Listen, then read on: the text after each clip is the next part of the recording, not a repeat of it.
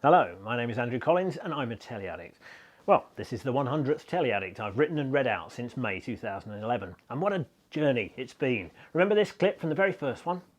It's probably rose tinted. But it felt like we were actually happy. No, I don't remember much about Exile on BBC One either, but it was TV's first Alzheimer's thriller, so maybe that's apt. And it had this actress in it. Jesus, you must be in the shit. Whatever happened to Olivia Colman? The real question is, I wonder what'll happen to Olivia Colman now ITV's smash hit Broadchurch has ended. Go somewhere else, give the kids a fresh start. Your life is here. How can I walk down the high street now? What about you?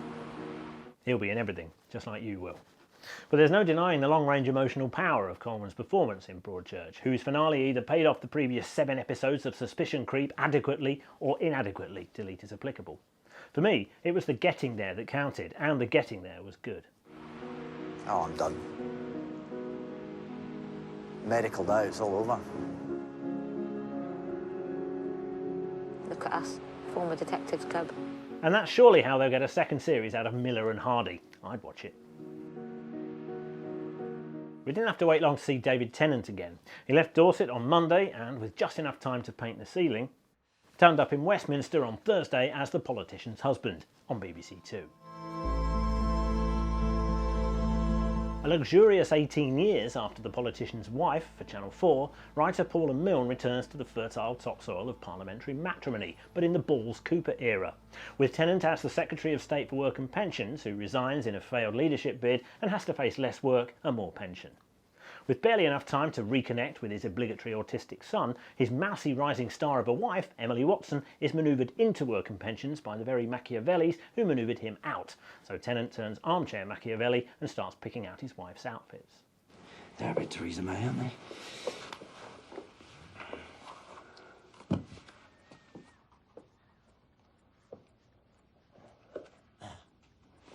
Gives a twirl.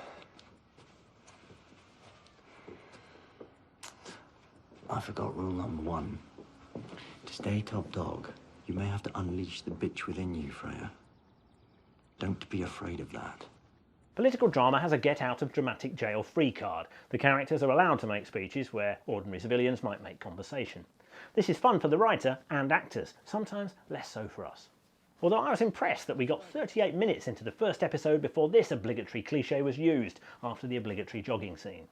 Blair never sacked Gordon Brown because it was safer having him on the inside of the tent, pissing out, than on the outside, pissing in. Politicians do talk in clichés, so maybe this is gritty realism. Realism up to a point, in any case. And that point is the obligatory unconvincingly mocked-up tabloid headlines.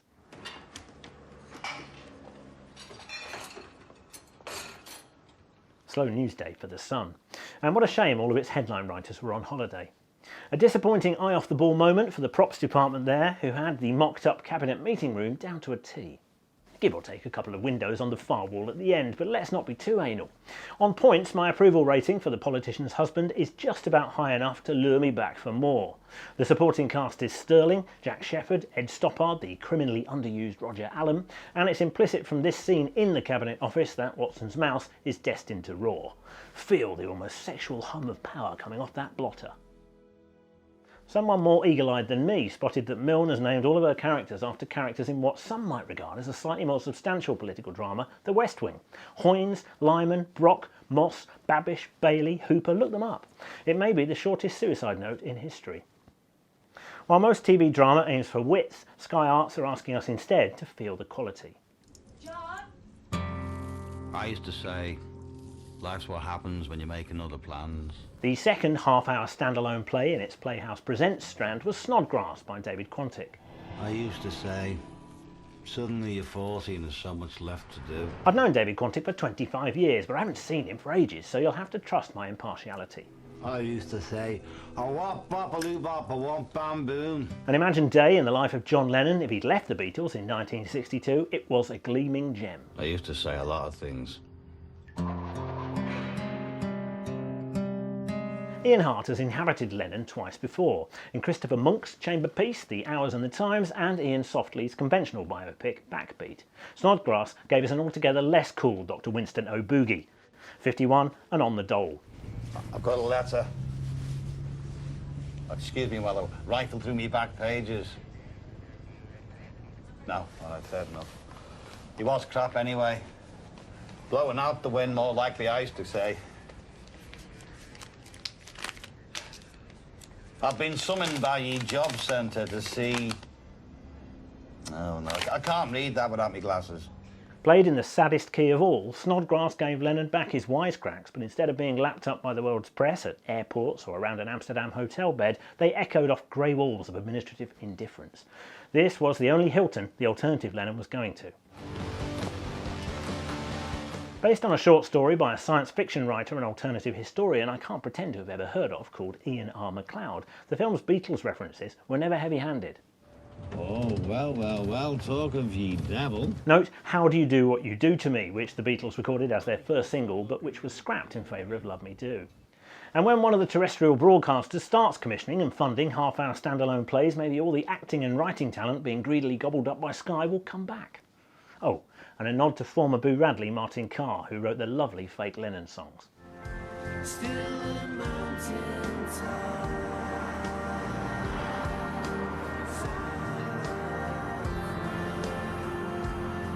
That was him. The BBC is still serious about comedy, of course, as proven by The Wright Way, a very serious comedy indeed, written by someone called Ben Elton. Victoria won't get out of the bathroom. She will do, Dad, when she's finished. She's female, Susan. She's in a bathroom. She's never going to be finished. No? Try this one. Well, phase one will begin with a bump alignment level location situation. A, B, A, double L, S. Good that the cardboard cutout health and safety man actually spelt it out. A Ben Elton joke leaves no slow coach behind. Followed by an upsizing procedure. U, A. It's rather a solemn moment, really, isn't it? No need to editorialise, other than to add, I used to love Ben Elton. On an even less funny note, the semi-finals of Masterchef reached a new pitch of cruelty on BBC One when two previously dazzling contenders fell foul of visiting Masterchef-hating monster Marcus Waring in the fine dining round.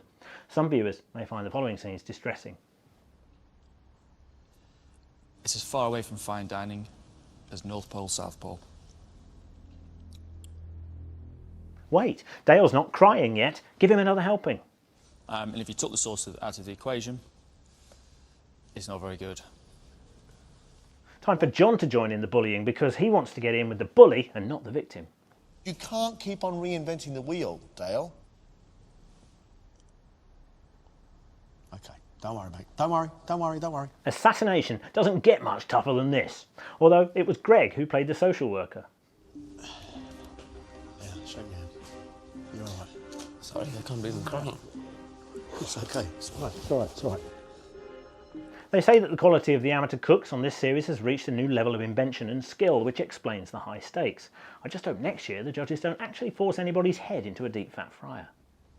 I'm absolutely speechless. I think that's appalling. Is it too late to withdraw my application? On a lighter competitive cookery note, it's sad that the BBC lost the rights to Mad Men and its tiny audience, but Don Draper's copywriter Stan managed to squeeze in a plug for one of the corporation's better loved shows this week. Ted, you want to come in? I hope you left us something.